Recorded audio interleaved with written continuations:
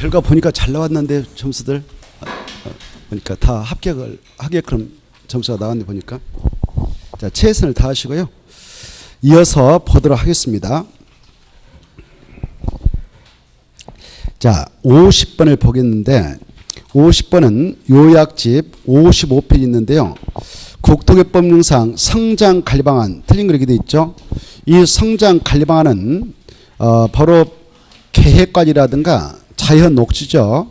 또 생산관리적 이 지역에서 개발 수요가 집중되고 있다. 근데 그 지역이 아직 기반시설이 아직 구축이 안 됐다. 그럴 때는 그 지역을 관리해서 난개발을 방지해 나가고자 성장관리방안을 수립해서 관리를 해 나가는데 이 성장관리방안은 수립권자가 누구고 수립 대상지역은 어디며 성장관리방안을 수립 고시하면은 그 지역에서는 성장을 시키되 바로 그 방안에서 인정하고 있는 건축만 건축하도록 규제받습니다. 이때 성장을 시키기 위해서 건폐를 좀 완화 적용을 해주는데 완화되는 정도가 얼마인가 또 용적률을 개혁관리에서는 일부 완화해 주는데 완화해 주는 정도가 얼마고 이 성장관리방안을 수립할 때 꼭 포함해서 고시할 필수 포함 등이 있어요. 두 가지 이런 것들 한번 체크해 보자 합니다. 자 먼저 틀린 거 이렇게 돼 있는데 1번에서 알아둘 것은 수립권자가 누구냐 성장관리방안을 만들 사람이 누구냐 특강특특시장수다 거기다 줄 것이고 마지막에다 성장관리방안을 수립할 수 있다 이렇게 써놓으세요. 체크하세요. 1번에서 알아둘 것은 누가 성장관리방안을 수립할 수 있냐 특강특특시장수 수립권자고 이 자들이 수립할 때 수립하게 되는 대상적이 있습니다. 2번인데요. 성장관리방안을 수립할 수 있는 대상적은 세 가지다. 계획관리적이 주된 지역입니다. 계획관리적, 자연녹적, 생산관리적 세 가지를 기하십시오. 이 지역을 크게 전국토를 쓰임새, 용도를 세 가지로 구분해 놓고 있거든. 시가화 용도, 그 다음에 유보 용도, 보호 용도 이렇게 나오는데 이 세 가지 지역을 유보 용도지를 합니다. 유보 용도죠. 뭐라 한다고요? 유보 용도죠. 그래서 성장관리방안을 수립할 수 있는 지역은 유보 용도적인 계획관리적, 생산관리적, 자연녹적을 주된 대상으로 하고 필요하다면 보존 용도 지역도 일부 포함을 시킬 수도 있습니다. 맞고요. 이제 3번이 키포인트가 되겠죠. 3번하고 5번을 좀 2번하고 3번, 5번이 키포인트인데 3번 계획관리의 원래 건폐율 용률은 최대한도 얼마냐? 계획관리의 건폐율 용률 최대한도는 계사백 그랬죠? 이렇게 여기가 계획관리 땅이 있다.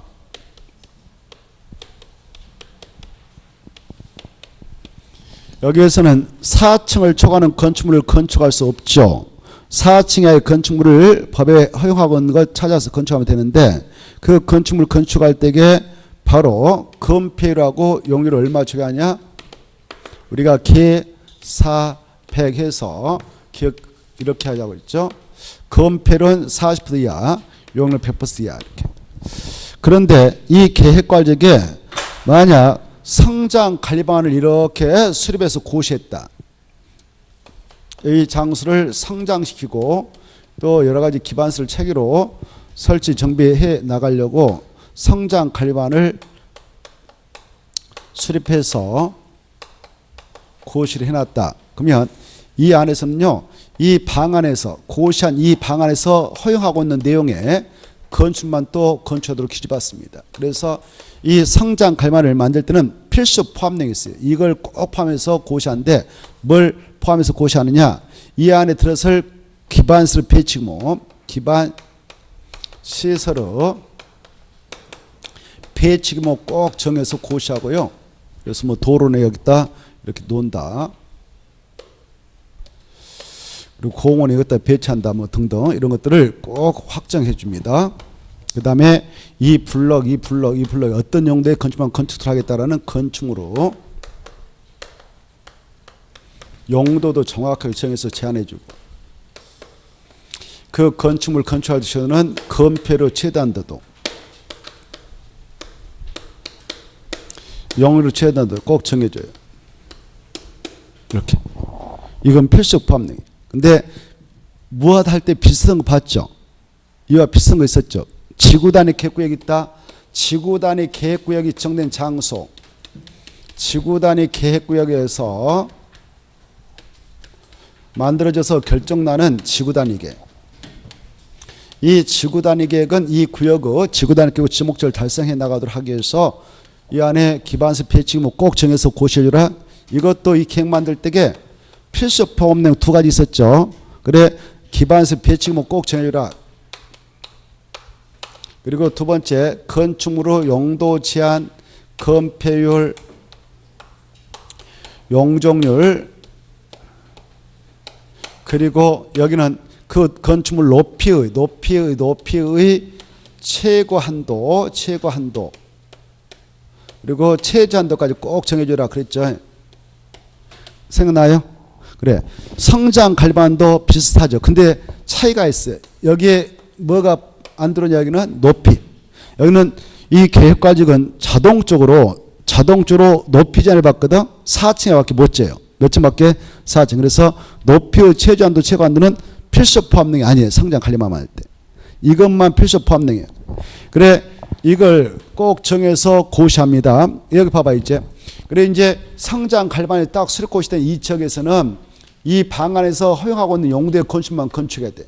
그리고 이 건폐용률은 이 방안에서 딱 정하는 건폐용률을 적용하는데 이 안에서는 성장을 시키기 위해서 이 건폐를 여기에 10%를 뿌렸어야죠.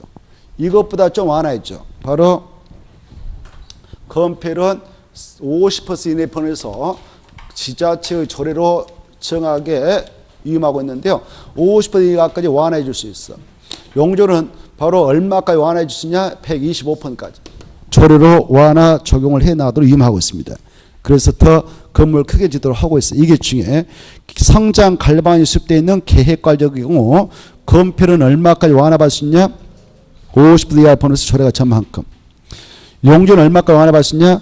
125% 번에서 조례가 찬 만큼 완화받을 수 있다. 이 수치 알아주세요. 그래서 바로 3번 정리해 봅시다. 계획과적의 건폐와 용도 최단도는 각각 40% 이하 100% 이하인 것이 원칙이지만 계획과적의 성장 관리방안을 수립한 지역인 경우에는 해당 조례로 건폐는 얼마? 50%까지 완화 정할 수 있고요. 용적은 얼마까지요? 200을 지워버리고 125. 용적은 얼마다? 125. 알겠죠? 그래서 200 지워버리고 완화 적용할 수 있고 조례를 따로 정할 수 있다.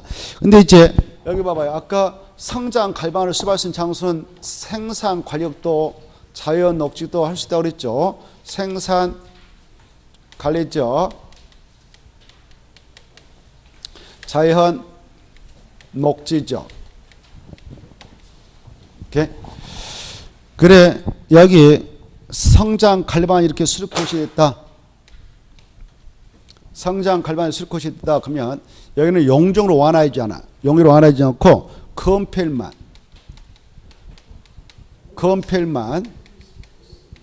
원래 생산관리역 건폐율이 20% 이하밖에 안 되잖아요. 자연 녹지도 20% 이하밖에 안 되잖아요.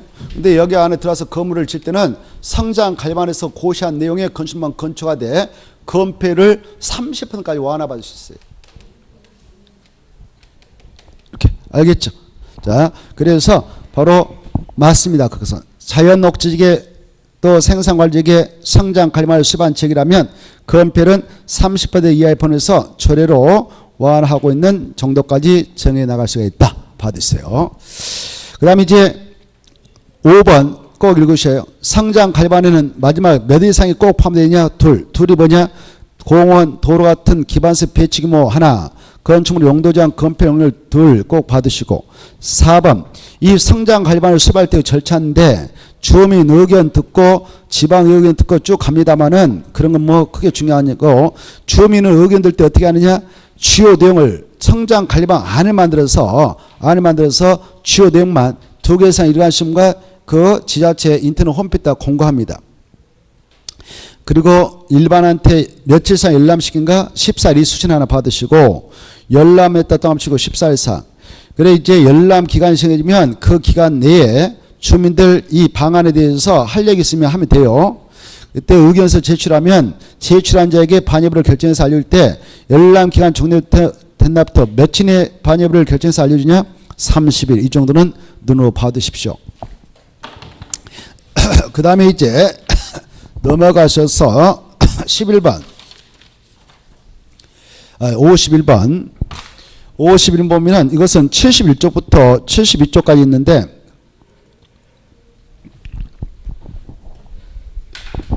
이 내용은 너무 많이 달았기 때문에 다 맞췄을 것 같아요. 기반시설 부담구역에서 부과되는 기반시설 설치비용.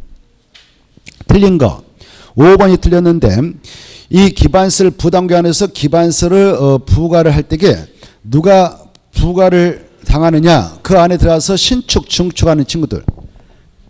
이런 건축행위를 한 자들이 내야 되죠. 그것도 연면적 200점수를 초과하는 신축, 증축할 때 내게 하는데 그때 그 안에 토지는 기반시설 부담구역 안에 토지는 A가 소유자이고 A는 건축 자금이 없어서 방치하고 있는데 바로 B라는 사람이 그걸 임차받아서 신축, 증축을 하는 B가 있었다. 그러면 이 돈은 누가 내는가? 토지 소유자가 내는가? 건축행위자인 B가 내는가? B가 내야 된다. 그래서 5번 틀렸죠. 부과대상 건축일을 위탁 또는 도급한 경우는 납부자는 그 위탁하거나 도급한 자가 내고 타인 소유의 토지를 임차하여 부과대상 건축일을 하는 경우 이 납부자는 그 건축행위자가 아니라 토지 소유자. 틀렸죠. 건축행위자이다 그래야 되죠. 토지 소유자가 아니죠. 이게 중요하죠. 이건 너무 쉬웠던 것입니다. 그래서 틀렸죠. 1번은 꼭 아셔야 돼요. 납부 방법. 이건 너무 잘 나오죠. 이 기반시설 설치비용을 낼 때는 세 가지가 있다. 현금, 카드, 토지, 물납. 된다. 나머지는 읽어보셔도 되겠습니다. 쉬우니까. 그 다음에 이제 52번 보겠는데 이것은 53쪽부터 54쪽까지 있는 것으로서 국토계획법상 도시군계획시설결정고시로부터 10년 이내 그 사업이 시행되지 아니한 경우로서 답개별 집행계획상 그 시설의 실효시까지 집행계획이 없는 경우에는 그 다음에 줄 거 봐요. 그 도시군계획시설 부지로 되어 있는 토지 소유자는 그다 줄 거예요. 토지 소유자에게 해제 신청권을 인정하고 있다는 거. 누구한테 해제 신청권을 인정하느냐? 토지 소유자. 지목이 되어 토지 소유자만 그럼 드리겠어. 그 부지 안에 있는 토지 소유자면 해제 신청할 수 있는 권한이 있습니다. 그래 그 토지 소유자는 그 토지의 도시군계획시설 결정 해제 신청할 수 있는데 이에 대한 설명이 틀린 거 이렇게 되어 있죠. 이때 5번이 틀렸습니다. 5번 도시군계획시설 결정 후 해제 결정은 이반권자가 신청인에게 위반하기로 통지했다면 해제 위반하기로 통지했다면 또 결정권자가 해제 정보 받은 앞부터 몇 개월 내에 이행해야 되냐. 이행했다 포인트 잡아요.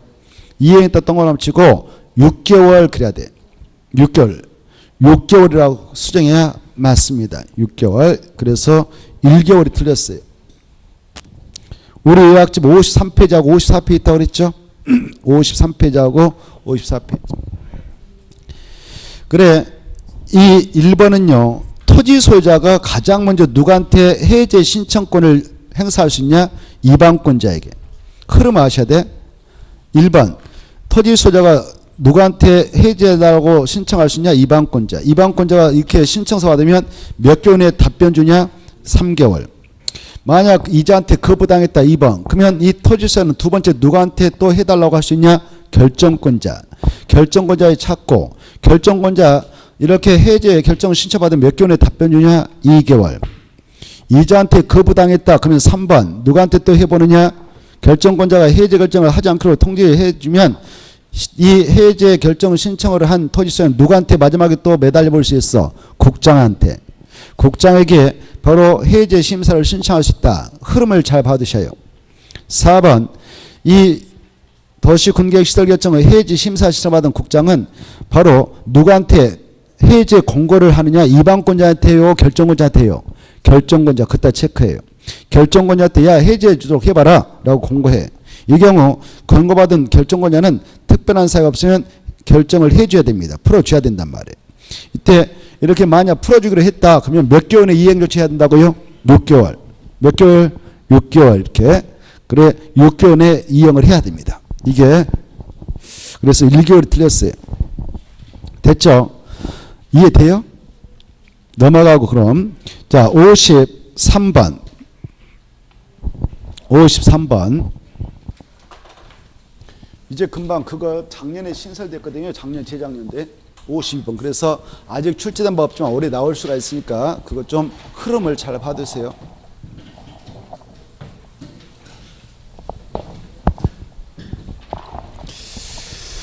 자, 그 다음에 53번 도시개발법상 내용인데 도시발구역 지정과 관련된 설명이 다 틀린 거 답은 4번이죠. 왜 4번 틀렸냐? 그 3번하고 4번을 연계시켜서 알아두면 되겠는데 3번과 4번은 우리 요약지 104페이지 있겠습니다만은 자 3번 도시개발구역 지정은 도시개발사업 공사 완료가 있었다. 그러면 해제가 간주되죠. 도시개발사업은 수용 사용 방식도 환제 방식도 있죠. 그때 공사가 다 끝나서 공사 완료 공고가 있으면 다음 날에 그 구역은 유지할 필요 없으니까 자동 해제가 간주됩니다. 만약 그 사업장이 환지 방식을 적용해서 이루어진 사업장이라면 언제 공사가 다 끝난 걸로 보느냐 사업이 화환점 공고. 그래서 화환점 공고 다음 날에 해제된 걸로 간주됩니다. 이런 사유로 공사가 다 끝나가지고 사업이 다 끝나가지고 해제되면 해제 효과. 이제 4번이 그거죠. 이렇게 사업이 다 끝나서 해제가 의제됐다면 어떤 효과가 발생하느냐. 그 도시개발구역에 대한 국토개발법상 용도적 및 지구단위 계획은 해당 도시개발구역 지정 전후 용도지역으로 화하는 등에서 본다 틀렸어. 지구단위 계획은 폐지등 본다 틀렸어요. 본다를 지워버리고 보지 아니한다. 그래야 돼. 본다가 틀렸습니다. 보지 아니한다. 본다를 지우시고 보지 아니한다. 이해를 해 두셔야 돼요. 이해를. 그리고 1번 도시발구역 지정권자는 도시발구역을 둘 이상 사업 시행지로 분할 지정할 수도 있죠. 그때 둘 이상의 사업지로 분할 지정 그따 줄 거 봐요. 둘 이상의 사업 시행지로 분할 지정 그따 줄 것이고 밑에다 써 1만 정부터 이상이 함 그렇게 써놔요. 1만 정부터 이상해야 된다. 분할 지정할 때 최소한 얼마 이상으로 지정한다고요? 1만 정부터 이상. 그래 이렇게 도시발구역을 정해놨다. 여기다 이렇게 10만 정부터다라고 정해놨다 합시다. 이렇게 정해놨는데 이걸 1사업시행지구 뭐 2사업시행지구 쪼개서 사업을 진행하려고 한다 할 때는 아무리 적게 쪼개도 1사업시행지구 2사업시행지구 분할 시행할 수 있는데 그럴 때 쪼갤 때 분할된 지역의 면적은 최소 얼마 이상은 쪼개야 된다고요? 1만. 그 내용은 105페이지 있으니까 참고하시고 뭐요. 그 다음에 이제 1번에서 또 중요한 것은 이렇게 여기 보세요. 서로 떨어져 있는 땅이 있어요. 이렇게. 여기가 주거적이다. 원래 주거적에서 도시개발 사업을 진행하고자 할 때 도시발구역 지정 면적, 도시발구역 지정 면적은 땅이 얼마 있어야 지정을 할 수 있나요? 주거적은. 면적이 얼마 준비돼야 지정할 수 있을까? 1만. 그렇죠? 그 정도 알고 계시죠? 그래 주거적은 개발할 수 있는 땅이 최소한 1만 이상 있어야 돼요. 1만 이상이 없으면 지정 못하는 거 아닙니까? 그거 지정규모 달달대화라고 했죠. 주상자생 1만 총대 이상 03만 박 원칙 30만 애회 10만 딱 나와버려야 되죠. 아실 거예요. 자 그런데 이 주거적에 개발할 수 있는 땅 여기 봐봐요. 여기 보니까 7천밖에 안 돼. 면적. 그럼 여기 땅은 지정 못해요. 오 여기 옆에 조금 떨어졌는데 오 여기 5천 되네요. 이거 보니까 1만 안 돼요. 그런데 합해 보니까 1만 되잖아요. 그때는 서로 떨어져 있는 지역을 하나의 도시방으로 묶어서 지정할 수 있다 없다? 있다가 중요해요. 없다 그럼 틀리겠어. 그게 1번에서 해야 할 일이에요. 서로 떨어진 둘 이상의 지역을 결합하여 하나의 도시방으로 지정할 수 있다 없다? 있다가 중요해요. 뭐 시험 어렵게 안 나와요. 없다. 틀린 거 찾아라. 이렇게 나와요. 너무 쉽게. 그 내용은 요약집 105쪽에 있죠. 요약집을 열심히 보면 되는데 요약집이 합격하시려면 불어 터지게 봐야 합격하더라고요. 합격하신 분들 보면 다 그렇게 했어요. 불어 터지게. 불어 터지게 해야 합격들 하시더라고요. 근데 요령 부른 사람들 절대 합격 못합니다. 백날 해도 안 돼요. 백날 해도 요령 부리면 안 되고 충실하게 성실하게 해야 합니다. 방법이 없습니다. 자, 그래서 아무튼 그렇다는 거. 그 다음에 2번 도시개발구역 지정은 도시개발구역 지정 고시가 된 날부터 3년이 된 날까지 실시인가를 신청하지 않았다. 실시인가했다 내맞춰봐요. 실시인가 딱 내맞춰놓고 의자 마음속으로 지우고 6자다 생각하고 절반 쪼개라고 그랬죠. 절반 쪼개면 3, 3이죠. 그래서 앞뒤에 3년이 나오면 맞아요. 3년이 될 때까지 실시인가를 신청하려면 그 3년이 된 날 다음날에 회의장 온다. 맞죠? 그것도 104페이지 있어요. 그래 이 도시개발구역 해제 간주규정 달달달달 하면 좋겠어요. 그리고 효과도 알고. 그리고 일단 자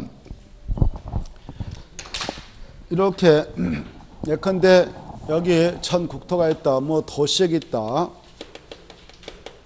그 다음에 여기 비도시인 관리적이 있다. 뭐 농림적이 있다. 자연보전적이 있다. 도시역이 아닌 땅인데 여기다가 도시개발구역이다라고 칭해서 합시다.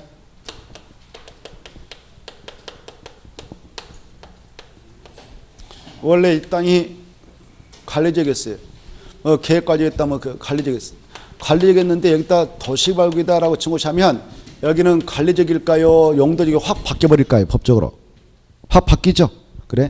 도시개발구역이다라고 칭호하면 그 효과로서 이 장소는 이제 관리적이 아니라 국토개법상 관리적이 아니라 도시역으로 결정 고시되고 간주되고 도시된다 그 말이에요. 그리고 계획적으로 상사의 개발을 통해서 조성하려고 지금 이 구역을 정한 만큼 그럴 때 정한 것이 또 국토협상 지구단위격인데 지구단위격으로 결정고시가 간주되지 않습니까? 알죠? 그래 이제 도시개발구역이다라 정하면 지정고시 하면 이 땅은 이제 용도가 확 바뀌어버렸어. 지금 이 상태 도시이고 지구단위. 이럴 때 또 여기 주거적이다, 상업적이다, 공업적이다, 자연녹지, 뭐 생산녹지, 보존녹지가 있는데 얘는 지정 못하죠.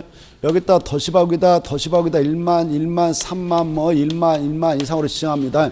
이때 여기다 도시개발구역이다라고 지정하면 이 지역은 도시역이 나눠놓고 이건 나눠놓고 그냥 도시역이니까 나눠놓고 이 지역은 또 다 지구단위격으로 결정고시가 아니 돼요. 지구단위격이 된다. 네, 이렇게. 이런 상태가 되죠. 자, 그래 이제 도시개발구역을 딱 정고시하면 이렇게 되는데 이 도시개발구역을 지정하게 될 때에 여기에서 개발한다. 주거적, 상업적, 공업적을 대상으로서 개발한다. 그럴 때는 원래 이 도시개발구역을 지정할 때에 도시개발을 지정할 때 도시개발구역이다라고 지정할 때는 이 안에서 이렇게 개발할 거야 라는 개발계획을 쓸 것이 하잖아요. 개발계획을 만들어서 이걸 고시함으로써 결정고시함으로써 이것도 지정고시 돼요. 그래 개발계획 만들어서 이 구역이 딱 고시되거든. 그래 이제 이렇게 고시되면 개발계획 속에 들어있는 시행자가 이 지정고시로부터 3년 이내 늦어도 3년 이내 사업을 이렇게 하겠다. 이 계획 속에 들어있는 시행자께서 바로 이 구역 지정고시로부터 늦어도 3년에 실시를 작성해서 인가 신청을 하고 그 다음에 인가 떨어지면 바로 사업에 착수하도록 되어 있잖아요. 이때 인가 신청을 몇 년에 하도록 됐냐? 3년. 만약 3년에 하지 않으면 사업을 지연시킨다 보아서 3년이 된 날 다음 날에 이 구역은 자동적으로 해지를 간주하자 이렇게 하고 있어요. 알겠죠? 그래 만약 3년에 인가 신청했다면 이 구역은 유지됩니다. 인가 받아서 사업에 들어갔다 합시다. 사업 착수했는데 수용 방식했다. 환지 방식했다.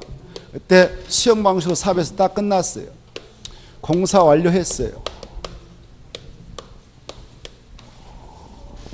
공사가 완료되면 더 이상 도시개발구역이다라고 묶어놓을 필요 없잖아요. 또 환지 방식에서 사업을 끝났다 그러면 환점 공과제 사업이 거의 끝난 건데 환지 처분 공사 끝나고 나서 환점 공고까지 해야 돼. 공고가 있으면 다음 날에 이 구역은 자동 해지를 간주합니다. 자 이렇게 공사 완료 공고일 다음 날에 해제됐다. 또 환점 공고일 다음 날 해제됐다. 이때는 사업이 다 완성됐었죠.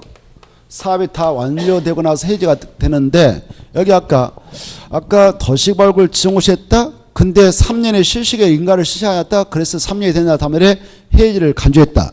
그랬을 때 해제의 효과하고 사업이 다 끝났다. 다음날 해제를 본다. 그랬을 때 해제 효과는 차이가 있습니다. 아까 여기 사업도 하기 전에 3년이 된다 다음에 이 구역이 해제가 되면 그 효과로서 이 도시개발구역 지정 이전의 용도 지역으로 다시 환원된 걸 보고요. 지구단위 계획은 폐지된 걸로 본다는 거.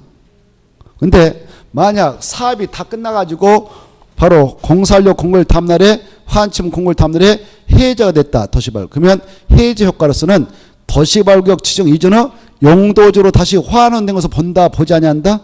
보지 않고 지구단위 계획도 폐이동 본다. 보지 아니한다. 보지 않는다. 이제 도시가 확정되고 지구단위도 확정되는 겁니다. 여기 봐보세요. 또 도시역 예외지역의 경우는 이러잖아요. 도시역 예외지역은 개발할 때게요.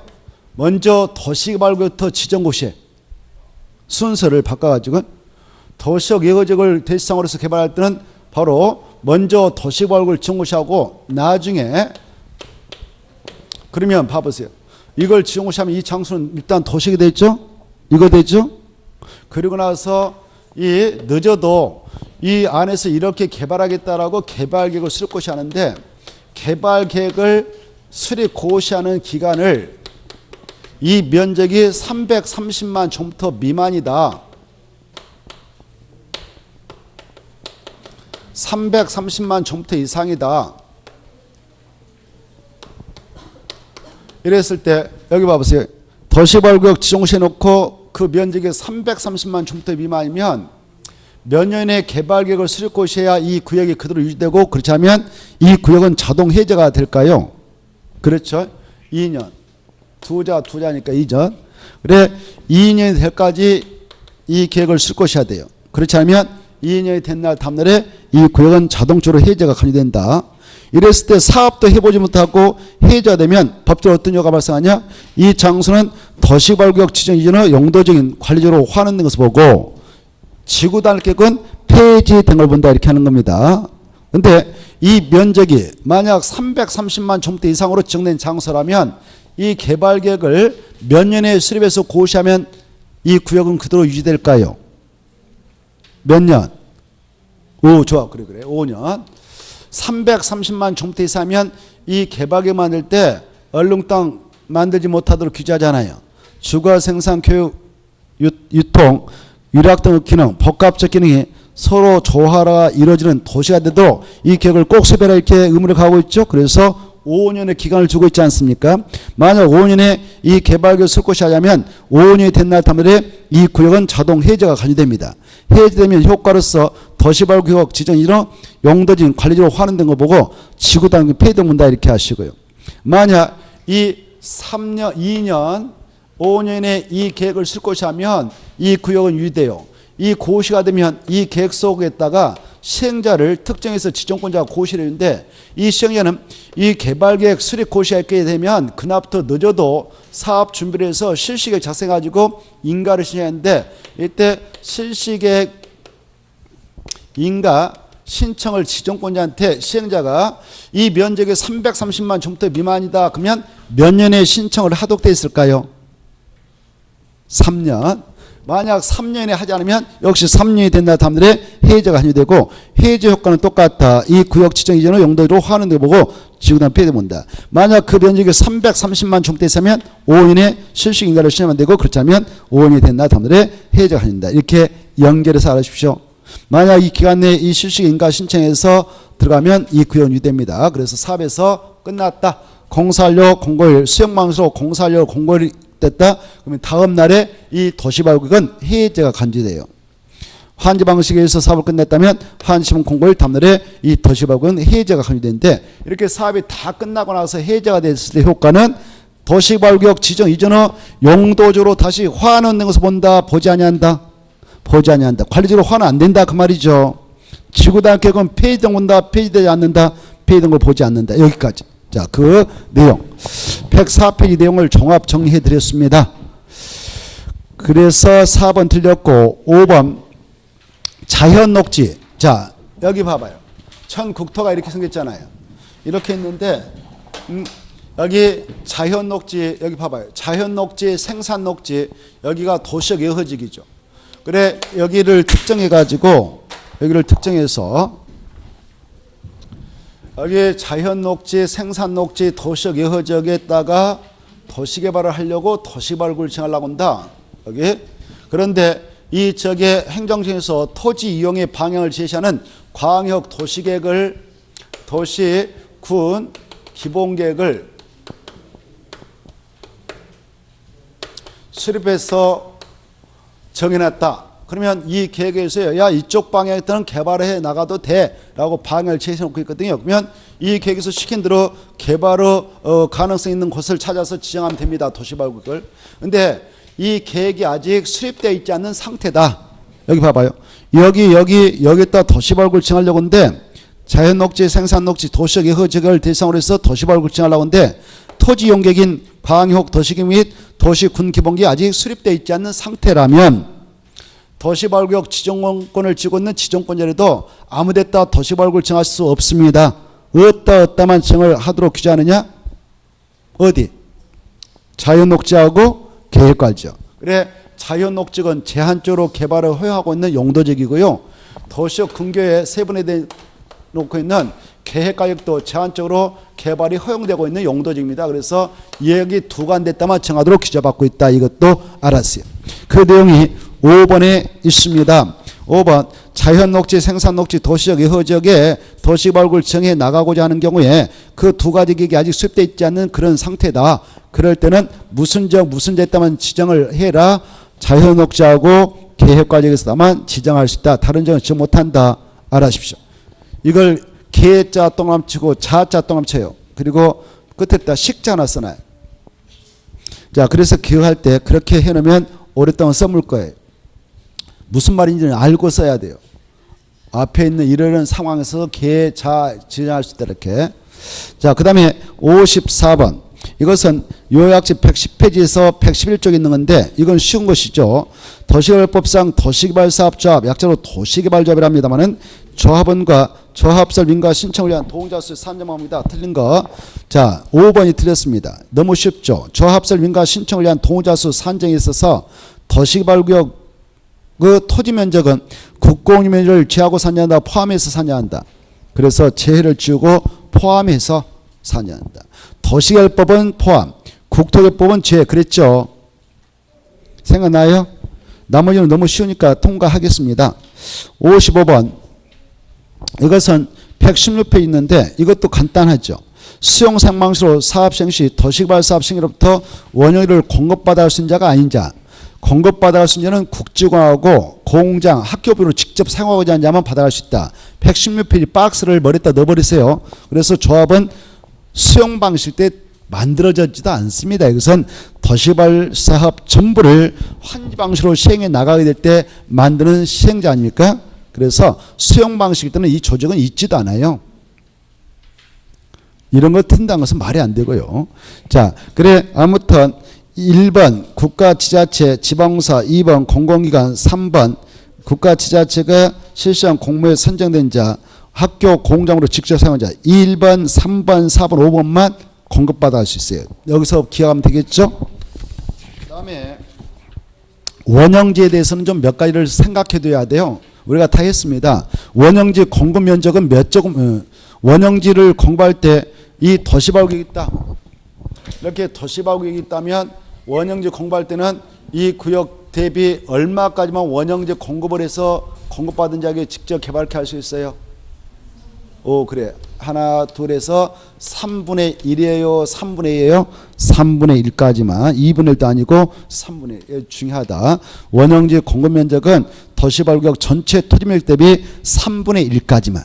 이게 아주 중요하고, 그 다음에 원형지 공급하게 될 때에 그 원형지 개발자를 선정하기 위해서는 원칙은 무슨 방법으로 선정해서 원형지 개발자를 정하냐? 수의계약 방법. 근데 학교 공장 분야로 직접 사용을 해서 개발하려고 하는 자들은 바로 원형지 개발자 선정받을 때에 경쟁입찰로 선정받습니다. 무엇으로? 경쟁입찰. 다만 이 예산 유찰되면 수의계약으로 그네들 선정해서 원형기 공급을 받아갈 수 있어요. 이때 원형기를 공급받아간 자들 몇 년 동안 함부로 매각할 수 없습니까?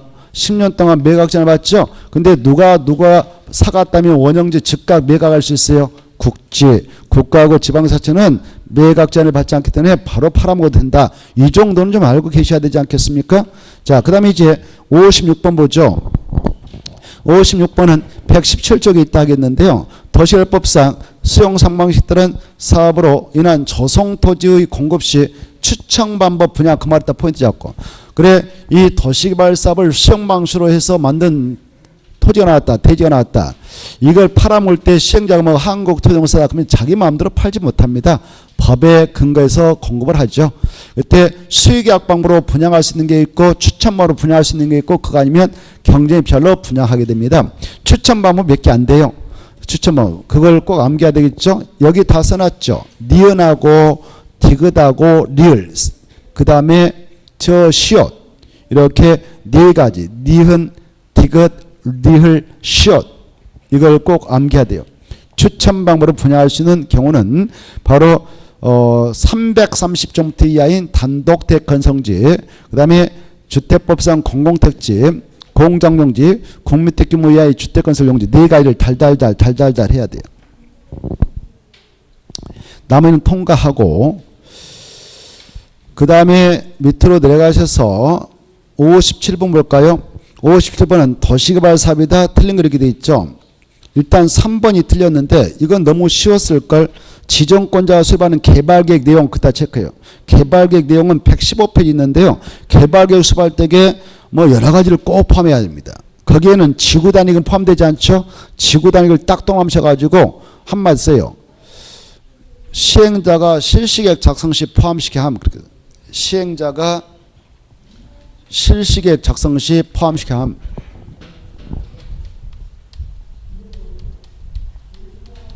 시행자가 실시계획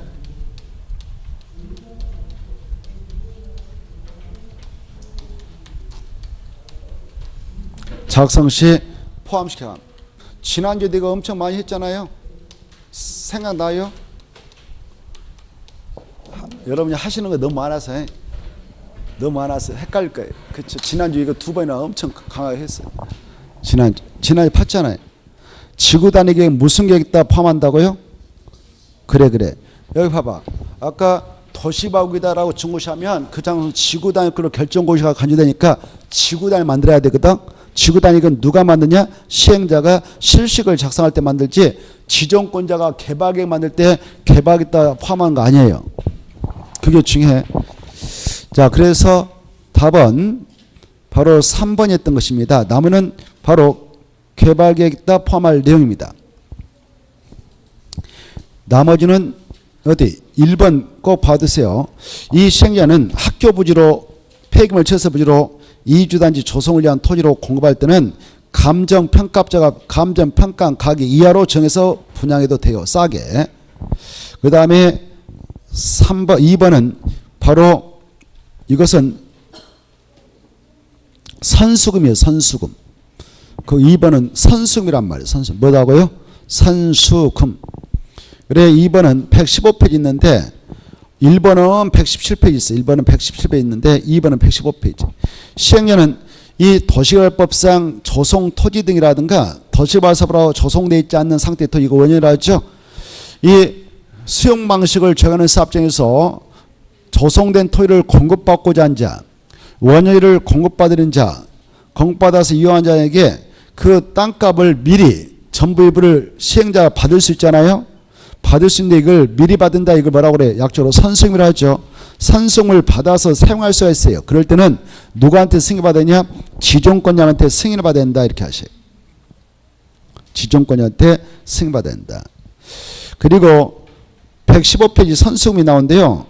민간 시행자는 공사 진척률이 몇 퍼센트 이뤘을 때 선수금을 받아서 돈 끌어다 쓸 수 있을까요? 10%. 그것들이 떠올라야 돼요. 알겠죠? 민간 시행자가 선수금을 미리 돈 끌어다 쓰려면은 공사 진척률 얼마 이상에 이를 때만 돈 미리 끌어다 쓸 수 있냐? 10%. 이건 중요하니까 시험에 나온 바 있으니까 머릿속으로 정리해 두시고, 그 다음에 4번은 꼭 읽어 두시고 5번 너무 쉬우니까 읽어 두세요. 그 다음에 58번. 이것은 환지 방식에 한 사업 시행에 관한 설명이다. 옳은 거 이렇게 되어 있는데 1번 124페이지 있습니다. 왜 틀렸을까요? 1번 여기다 체크. 채비지 동그라미 찾아가지고 보리지 찾아서 두 간데 동그라미. 채비지 보리지. 채비지하고 보리지를 찾아서 동그라미 쳐요. 동그라미 쳤으면 이렇게 위치를 바꿔쳐요. 이게 이쪽으로 하고 이게 이쪽으로 하라 그 말이에요. 이해돼요? 위치를 바꿔쳐요. 공부할 때. 그래서 이 시행자가 도시개발 사업을 환지 방식으로 진행해서 끝냈는데 종전 토지소득에 다 주지 않아. 종전 토지자 A가 뭐 속된 말로 200평 가지고 있었는데 200평 다 주지 않아요. 토지를 일부 빼고 주죠. 뺀다 이걸 보류시킨다 그래. 그래 사업비용에 충당한다든가 여러 가지 목적을 달성하기 위해서 일단 보류시켜. 보류시키는데 그걸 보류지라 하고 보류 중 뺀 땅 중에서 그중 일부를 사업경비에 충당하기 위해서 빼낸 땅이 있어. 그걸 뭐라고 그래요? 채비지. 그래서 사업경비에 충당 그 말에다가 체크하고 그 말 마지막에 사업경비에 충당 그 말 체크해요. 마지막에 그 말 나오면 무슨 땅으로 정한다고요? 채비지. 그래서 바뀌었어. 2번은 126페이지 있는 건데 시행자는 사업시행을 원활하게 해 나갈 필요가 있다 그러면 환지 예정지를 도시보기 안에 있는 땅에다 지정해야 한다. 할 수 있다. 임의적 할 수 있다 그래야 돼. 해야 한다가 틀렸어. 의무상 아니에요. 126페이지인데 임의적이다 이게 중요해. 환지를 지정해야 한다가 아니라 할 수 있다. 그 다음에 3번 중요해. 이 시행자는 환지 예정 지정할 때 자기가 쓸 땅인 채비 정도로 지정할 수 있어요. 채비 정도로 지정했다면 그 토지를 세 가지 다 할 수 있네요. 사용도, 수익도, 처분도 할 수 있다. 그래서 없다가 틀렸어요. 사용, 수익 할 수 있고, 있고를 수정하고 있고, 또 사업 비용 충당하기 위해서 그 땅을 처분할 수 있다 그랬대. 없다. 그 다음에 4번은 맞습니다. 아까 3번 지문은 127페이지 있는 것이고 4번은 123페이지 있는데 4번은 맞습니다. 이 환지 방식에 의해서 사업할 때에 A가 지금 땅을 받지 않기를 원한다. 환지. 그러면 그저 뭐 신청을 받아서 동의받아서 환지를 정하지 않을 수도 있고요. 또 너무 좁은 땅은 직권으로 그냥 환지 안 줘도 되는데 이때 환지를 정하지 않기로 돼 있는 땅에 대한 소유자에게 임차인한테 야 너네들 언제부터 사용수익하면 안 돼? 라고 미리 알려주게 돼 있어. 그때 사용수익을 정지할 때는 며칠 이상의 기간을 두고 준비할 수 있도록 알려줘야 되냐? 30일. 이 수치는 한번 기출된 바 있으니까 체크 보시고 맞고요. 30일. 30일을 기왕 시험 공부해 글쓰는. 그 다음에 이제 5번은 107페이지 있는 건데 이 조합인 시행자는 도시개발 사업으로 이때 시행으로 사업 시행 후 가액 총액이 사업 시행 전후 토지가액 총액보다 줄어든 경우에는 그 차익에 상당한 감가 보상을 떠맞춰요. 감가 보상을 떠맞춰서 밑에다 써요. 불러드릴게요. 시행자가 감가 보상을 떠맞추고 시행자가 국가 지자체일 때만 지방자산체 시행자가 국가 지방자산체 일대에만 시행자가 국가 지방자산체 일대에만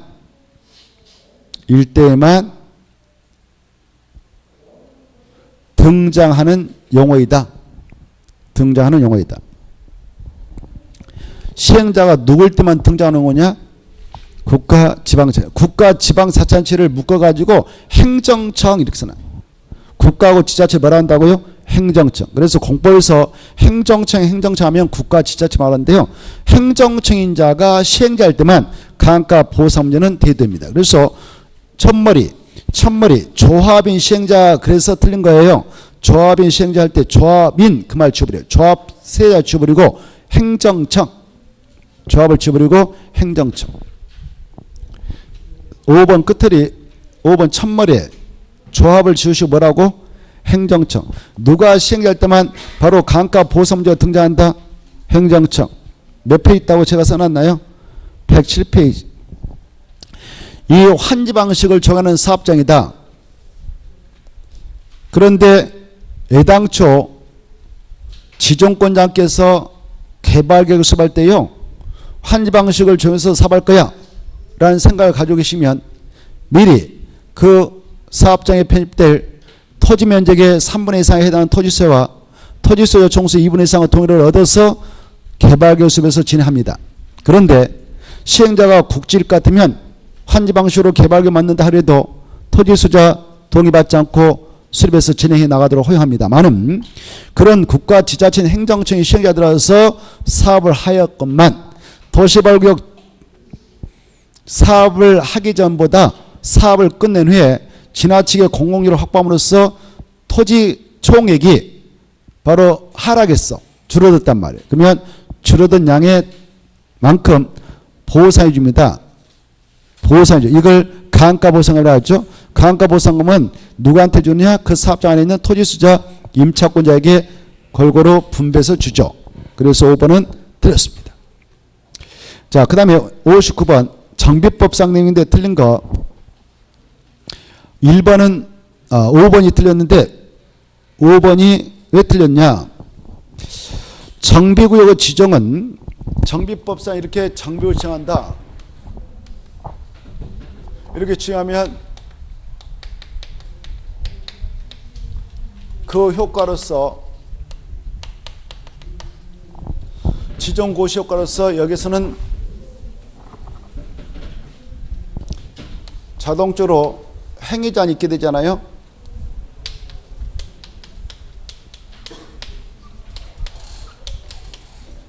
행위자. 그래 이 행위 건공토토토 물축 하려면 허가 받고 해라. 그렇지 않으면 2년 2천이다 뭐 이렇게 했잖아요.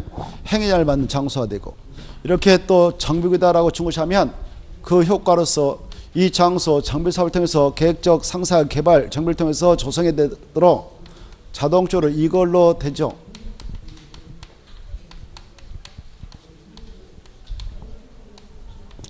지구 단위격으로 결정되어 고시된 걸로 간주되지 않습니까? 이런데 여기에서 사업이 진행되어서 다 끝났다. 정비사업 완료. 완료되면 이 구역 그대로 유지해서 행위장 계속 갈 필요 있어 없어요? 없죠. 그래서 사업이 다 끝났다. 그러면 준공인가 고시 떨어졌다. 준공인가 고시가 떨어지면 이 장소는 그 다음 날에 자동 해제를 간주해 버려요. 오케이? 해제를 간주해. 그때 해제가 간주되면 법적으로 어떤 효과가 있느냐? 거기에 이제 같이 봅니다. 해제가 되면 어떤 효과가 있느냐? 동그라미 5번.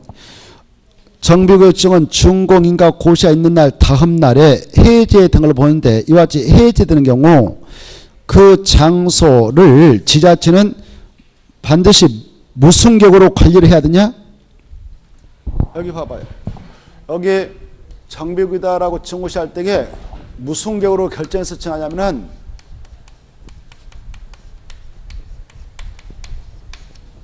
정비구역으로 결정해서 지정고시하죠. 정비계획 속에는 필요한 경우 국토상 지구단위 계획 내용도 집어넣어가지고 만들어요. 그래서 이 정비구역이다라고 증고시하면 정비계획 속에 들어있는 지구단위 계획도 결정 고시된 걸로 간주됩니다. 그래서 이 정비구역을 증고시하면 그 안은 국토협상 지구단위 계획구역이 되고 그 안에는 지구단위 계획도 결정이 나 있어요. 이런 상태에서 사업 다 끝났다. 끝나고 나서 이렇게 준공인가 떨어졌다 그러면 더 이상 정비구역이다 해서 묶어가지고 행위장 갈 필요 없으니까 이 장소는 자동차 해제가 돼. 정비구역이 사라진단 말이에요. 사라지지만 이 장소를 관리할 때에 여기 땅 여러분들이 뭐 대지 하나 구입해가지고 이렇게 건물이 있는데 마음대로 부셔버리고 자기 마음대로 막 건축 원하는 거 질 수 있느냐? 아니에요. 지구단위에서 허용하고 있는 것만 지도록 규제받습니다. 그래서 이 장소를 관리하는 지자체는 이 지역을 무슨 계획에 맞게 관리를 해야 되냐? 지구 단위 계획에 맞게 관리를 계속해라 이렇게 의무를 가하고 있어요. 그래서 마지막에 입주규제 최소구역 계획 그걸 지워버리고 입주규제 최소구역 계획을 지우시고 지구 단위 계획 이렇게 수정하세요. 지구 단위계. 무슨 계획이다고요? 지구 단위계. 여기 있잖아요. 지구 단위계.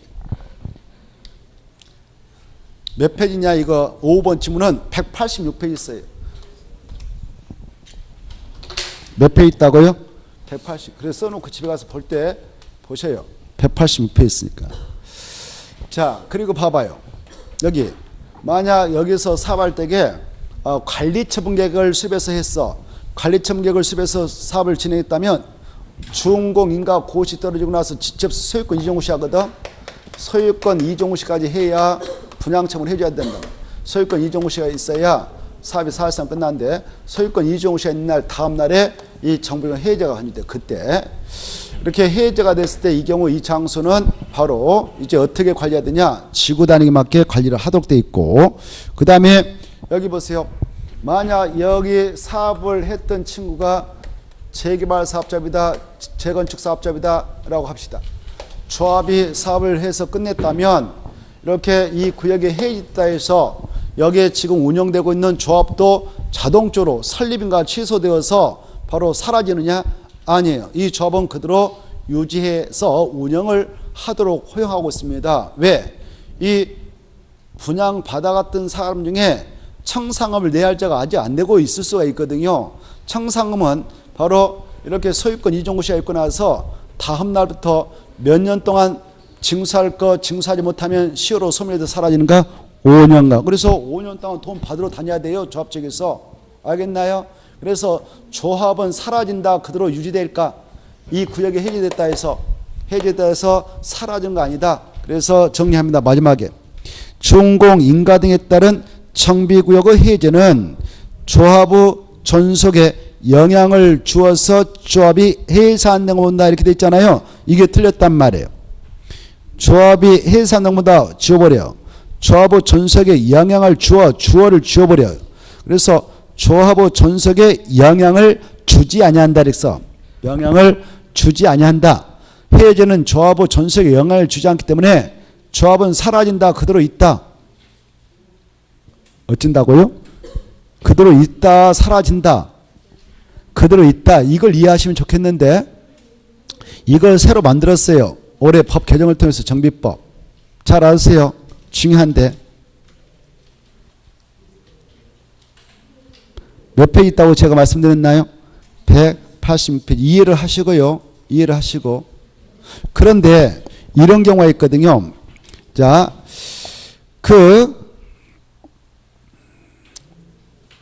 이거하고 여러분은 186페이지 있는 내용하고 무얼 또 헷갈려서는 안 되냐면은 이거하고 또 헷갈려서 안 돼. 우리 몇 페이지냐면은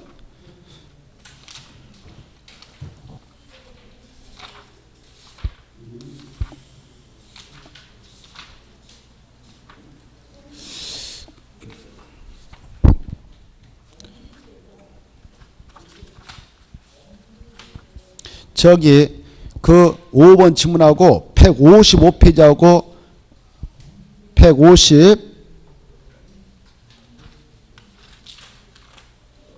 155페이지가 아니라 우리 요약지문 뺐네. 그건 155페이지 없고요.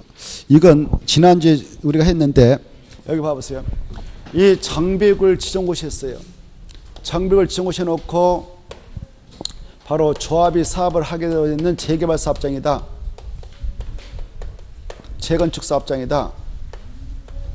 왜 조합을 설립하기 위해서 먼저 추진을 구성해서 시장구수한테 승인받아갔다. 승인받았던 추진회 측에서 조합 설립 인가를 신청해서 조합까지 만들어서 운영하고 있다. 그런데 이 친구들 바로 사업시행으로서 3년에 사업시행가를 신청하지 않았다. 사업시행계획서 작성해서 인가를 신청해야 되는데 인가를 신청하지 않았다. 그러면 이 정비구역은 자동 해제가 되잖아요. 자동이 아니라 해제해야 되잖아요. 그래 사업도 해보지도 못하고 정비구역이 해제되는 경우가 있어요. 해제를 시키니까 해제되는 경우가 있는데 사업도 못 해보고 해제됐을 때 효과. 해제됐을 때 효과는 이미 구성되어서 운영되고 있는 추진회가 있다면 추진회 더 이상 존속시킬 이유가 없으니까 이 추진회 승인은 취소된 걸로 간주해버려요. 그러면 취는 사라지는 거예요. 승인 취소된 걸로 간주하고 조합설립인가도 취소된 걸로 본다. 이렇게. 알겠죠? 지난주 했는데. 그래. 사업도 해보지 못하고 정비구역을 해지해버렸다면 해지 효과로서 이 사업장에 지금 운영되고 있는 추진회가 있다면 추진회 구성의 승인이 취소된다. 조합이 이미 설립돼서 운영되어 있다면 조합 설립인가는 취소된 걸 본다. 법적으로 이렇게 구분하시고, 근데 사업이 다 끝나가지고 준공인가 고시 안 난 다음날에 관리청계 수업에서 사업을 했던 사업장은 소유권 이중 고시 안 난 다음날에 정비구역 해제된 걸로 본다 했는데, 이렇게 사업이 다 끝나고 나서 정비구역 해제됐을 때 효과로는 조합의 존속에 영향을 준다 주지 아니한다? 주지 않기 때문에 조합 설립 인가는 취소된 거 본다 보지 아니한다? 보지 않는다. 여기까지 좀 알아시라. 올해 이게 나올 것 같으니까 자세히 설명을 드렸습니다. 나머지는 간단 명료하니까 읽어보십시오. 자, 그 다음에 60번 보겠습니다. 60번도 너무 많이 했던 내용이죠. 153쪽부터 154쪽까지 있습니다. 153쪽부터 154쪽까지. 정비안에서 행위자 아니다. 틀린 거. 4번이 틀렸는데 왜 틀렸냐? 경작지에서 간상용용무 20지 한다? 이것은 정비안에서 허가 받습니까? 신고합니까? 그렇죠. 그래서 허가를 받아야 한다고 수정해야 됩니다. 나머지는 다 맞습니다. 꼭 읽어보시고. 그 다음에 61번. 61번은 정비법상 다음의 경우 재건축 사업의 주택 공급과 그리고 관련해서 최대로 주택을 공급할 수 있는 주택수는 어떻게 되냐. 이것은 182쪽부터 183쪽이 있고 올해 꼭 나올 건데요. 기억니은 디글르 아마 자세한 설명을 계속 드렸기 때문에 다 맞췄지 않겠냐. 기억 봅시다. 수도권 가밀 억조 권역 내 투기 과주로 지정되어 있다. 조정 대상지로 묶여 있다. 투기 과주고 조정 대상지 나면 무조건 몇 주택밖에 분양 못 받아가요. 1주택. 그렇죠? 그 사람이 몇 세대를 가지고 있던 1주택밖에 못 받아가죠. 그래서 기억은 1주택. 니은 수도권 가밀 억조 권역 내 투기 과주고 조정 대상지가 아닌데 재건축 사업을 하고 있는 장소다. 모차가 5주택을 가지고 있다. 그러면 이 축은 최고 몇 개까지 받아갈 수 있을까? 3주택. 몇 주택? 3주택. 그 다음에 디그 리을. 디그 수도권 가밀 억조 권역이 아니네. 이제 수도권 가밀 억조 권역 바꿔적으로서 투기 과일지구도 아니고 조정 대상지구도 아니다. 근데 재건축 사업을 하게 되는 지구에 어떤 사람은 5개를 가지고 있다. 그럼 이 사람은 최고 몇 개까지 받아갈 수 있을까? 소유한 주택수만큼 받아갈 수 있잖아요. 그래서 5개까지 받아갈 수가 있어요.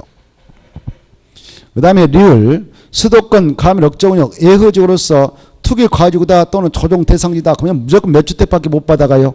1주택. 이해돼야 안 돼요? 되죠? 돼야 안 돼? 안 되신 분 손 들어보세요. 자세한 설명 해드릴 테니까. 다 되고만 100%. 자, 그 다음에 62번. 62번은 180페이지 있는데 정비사업 시행자가 정비계획에 따라 작성하는 사업시행계획서에 포함시할 내용. 이 사업시행계획서 작성할 때 포함시할 내용은 1번 그 사업장에 있는 토지를 이렇게 이용하도록 하겠다. 여기는 상업지 뭐 공업지 이렇게 건축 배치계 이런 것들을 포함하죠. 2번은 쓰세요. 2번은 불러드릴게요. 관리처분계획 수립 시 포함 내용임. 관리처분계획 수립 시 포함 내용임. 이렇게. 관리처분계획 수립 시 포함 내용임. 관리처분계획 수립 시 포함 내용임.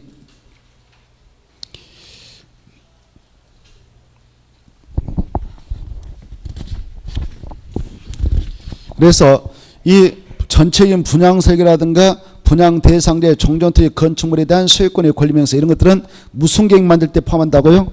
관리처분계획. 나머지는 다 바로 이 사업시행계획서 작성할 때 포함시킨 내용입니다. 그 다음에 여러분이 이제 여기서 공부할 때 어떻게 하냐면은 3번 봐봐요. 시험에 이렇게 나오거든. 사업시행자가 사업시행계획서를 작성할 때에는 그 사업시행 기간 동안 정비역 내 가로등 설치, 폐쇄 회로 텔레비전 설치 등 범죄 예방 대책을 포함시켜야 된다 이렇게 나와. 맞아요, 틀려요? 그렇게 나와. 포함시켜야 되죠? 그래, 사업시행계획서 작성할 때 포함시켜야 할 내용이 이런 것들이 있구나 이렇게.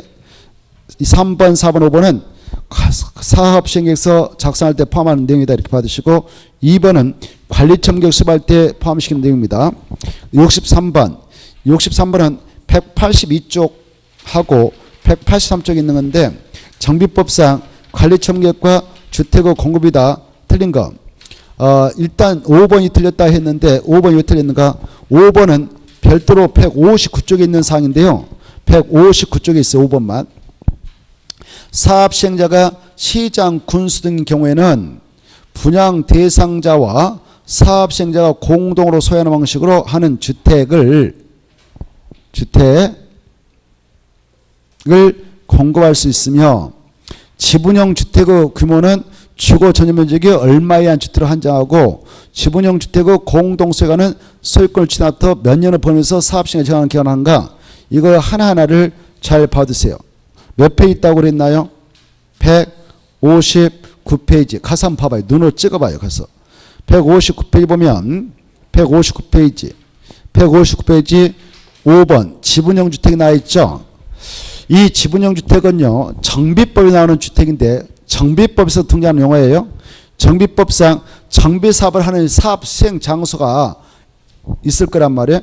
그 안에 없는 서민들도 있을 거란 말이에요. 그래서 없는 서민들 이 정비사업자 다 철거해버리고 새 집 만들어서 주더라도 분양가를 너무 한 번에 다 받아내면 공급받기가 힘든 서민들도 있단 말이에요. 그래서 이 사업 시행자하고 공급받는 자가 반반씩 지분을 일단 해서 분양받도록 하자. 이게 지분형 주택의 취지예요. 그러면 분양받아오는 서민들은 한 번에 돈 내지 않으니까 절반만 내도 일단 넘겨받을 수 있잖아요. 그래서 들어가서 살 수 있겠죠. 그리고 나머지 돈은 10년 동안 벌어서 갚아라 이거예요. 그러면 나머지 지분도 다 넘겨주겠다. 없는 서민들을 위한 그런 주관적 대책으로서 지분형 주택을 고안해서 지금 공급하고 있는데, 근데 이 사업을 할 때 누가 할 때만 이 지분형 주택을 만들어서 공급을 하도록 규제하느냐? 토지주택공사 등이 시행될 때만. 그래서 그 5번 지문 시장, 군수 등 이걸 주어 시장, 군수 등 긁어 주시고 토지주택공사 등으로 수정. 토지주택공사 등이 시행될 때만 이걸 적용해요. 그때 분양 대상자와 사업 시행자가 공동 소유하는 방식으로 하는 주택을 약자로 지분형 주택이라고 해. 양자가 이렇게 공동 소유하는 주택이란 말이에요. 이걸 지분형 주택인데 이 지분형 주택은 누가 시행될 때만 공급할 수 있다고? 토지주택공사. 토지주택공사 뜻은 알죠? 누구누구를 내포하고 있어? 한번 말씀해 봐요. 그래. 지방사하고 한국토지주택공사를 약자로 그렇게 말한다고 그랬죠? 그 정도 알고 계셔야 되죠. 한국토지주택공사하고 지방공사를 정비법에서 약속해. 너무 기니까 그렇게 하지 말고 토지주택공사 등이라 하자 이렇게. 그래서 두 명이 시행될 때만 이걸 만들어서 공급할 수가 있어요. 이때 지분형주택 규모는 주거 전용면 85 틀렸어요. 85는 너무 커요. 얼마 이하야 된다. 책 봐봐요. 60점부터 이하로 해라 이렇게 돼 있죠. 60점부터는 정말 적은 평수입니다. 평수로 한사하면 3, 6, 18, 약 18평 이하다 이렇게 생각하면 돼요. 18평 이하면 뭐 신혼부부는 괜찮겠죠. 노인, 부부도 괜찮겠죠. 근데 뭐 4인 가구가 살기는 좀 힘들 수도 있어요. 아무튼 없는 사람들은 그 60점부터 이하도 정말 좋습니다. 감사합니다. 감사합니다. 그래서 60점부터 이하로 하고요. 85를 지워버리고, 그리고 지분형 주택의 공동소유가는 소유권을 취득하다 아까 몇 년에 보면서 사업시행자가 정한다고? 10년. 그래서 10년 동안 공동소유해요. 없는 서민하고 한국토지사 뭐 지방공사 공동소유하고 10년 동안 벌어서 받아가라 이거겠죠. 나머지 지분은 사가라 이거죠. 돈 벌면 되지 않겠냐 10년 동안. 자, 그래서 5번이 틀렸습니다. 5번. 4번에서 알아볼 것은 관리청계에다 두 번 탁탁 체크해요. 4번은 관리청계. 그래 관리청계획이지 사업 시행계획 이렇게 시험에 나왔어. 그럼 틀렸어요. 사업 시행계획 하면 틀리고 관리청계획. 한번 읽어보세요. 무슨 계획으로 바깥치면 틀린다고요? 사업 시행계획 뭐 정비계획 그럼 틀려요. 그렇게 시험에 나왔어. 이 정비사업부 시행으로 조성된 대지 건축물은 무슨 계획에 따라 꼭 분양 처분하고 관리해야 된다고? 관리청계획. 또 이 사업시행은 정비사업시행으로 건설된 건축물을 인가받은 무슨 계획에 따라 토지영수증에 공개된다고 관리청계 꼭 받으세요. 그리고 이 3번에서 알아볼 것은 토지에 따라 동감죠. 토지, 일토지. 3번은 일토지. 주택하면 틀리겠어요. 2명 이상의 일토지를 공유한 경우로서 시도 조례로 주택 공개관에 따로 정하고 있으면 조례가 시킨 대로 주택을 공개도 된다. 그 다음에 1번과 2번은 한 묶음. 1번과 2번은 한 묶음으로 딱 묶어서 이해해 두십시오. 이 사업시행과 고시가 있는 날을 기준한 가격, 이걸 우리는 쉽게 말하면 종전가라고 그래. 종전가, 종전의 토지 건축물 가격은 사업시행과 고시가 있는 날을 기준한 가격을 가지고 하거든요. 그래 종전가, 그 사업장 안에 A가 종전가 3억째, 5억을 가지고 있었다 그러면 5억을 포함해서 2주택까지 분양을 받아갈 수도 있다 그 말이에요.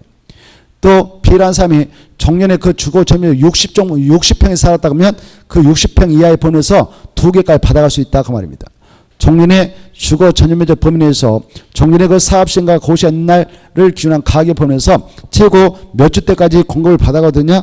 2주택. 그중 하나는 60주택인 소유용으로 받아가는데 60주택 이하인 주택은 소유권 이종시가 있는 날 다음날에 소유권 취득합니다만은 그날부터 몇 년 동안 매매 증여 알선 못하느냐, 매매 증여 이걸 전매라고도 전매 못하게 막고 있냐. 3년. 몇 년이요? 3년. 근데 무엇은 되냐면은 상속은 돼요. 무엇은 할 수 있다고요? 상속은 허용됩니다. 알선할 수 없다 옆에다가 상속은 허용된다.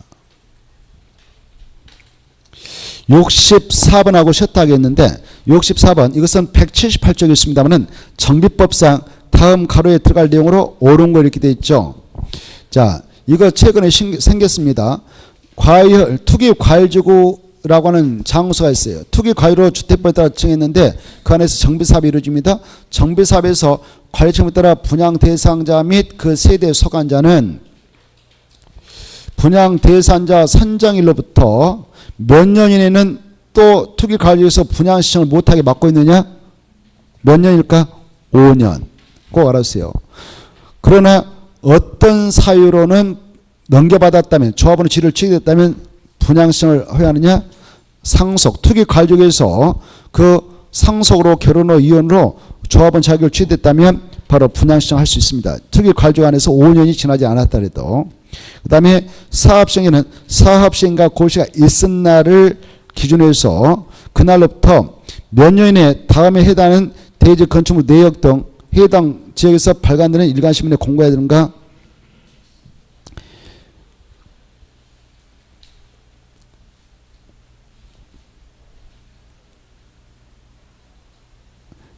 바로 120일에 통지하고 분양이 대상이 되는 토지 건축물에 대한 내용을 분양 공고해야 됩니다. 이걸 분양 신청 통지하고 분양 공고하는 시기라고 하는데 이 사업시행에는 사업시행과 고시가 있는 날을 기준으로 해서 그날부터 며칠에 분양 신청하도록 통지하느냐? 바로 120일 내. 그리고 분양 공고합니다. 다만 토지동 소유자가 한 명이 토지동 소유자 한 명이 시행하는 재개발 사업할 때는 굳이 자기가 자기한테 분양 통지할 필요 없겠죠. 자, 그리고 밑에 동그라미 이제 마지막에 특광 도지사께서는 정비사업 시행으로 정비구역 주변 지역에 주택이 현저하게 부족하거나 그리고 정비구역 주변에 그 주택시장이 불안전하게 되는 등 그 조례가 정하는 사유가 발생할 때는 시임에 걸쳐 가지고 사업시행과 관리청 인가 시기를 조정하도록 시장수 구청장한테 인가권자한테 요청할 수 있습니다. 이 경우 요청받은 시장수 구청장은 특별한 사유가 없으면 그 요청에 따라야 되고요. 이때 사업시행과 관리청 인가의 조정 시기는 인가를 신청한 날부터 몇 년을 넘을 수 없느냐? 1년. 그래. 1년간만 야 잠시 좀 인가 좀 미뤄라. 이렇게 1년간만 조정을 해서 바로 좀 조정을 요청할 수 있지. 뭐 5년 동안 인가 내지 말라, 10년 동안 내지 말라 이렇게는 할 수 없어요. 1년을 넘지 않는 범위에서만 조정을 요구할 수 있습니다. 그래서 답은 1번. 이것은 183페이지 있습니다. 그 다음에 65번은 주택법인데 잠시 쉬었다가 살펴보죠.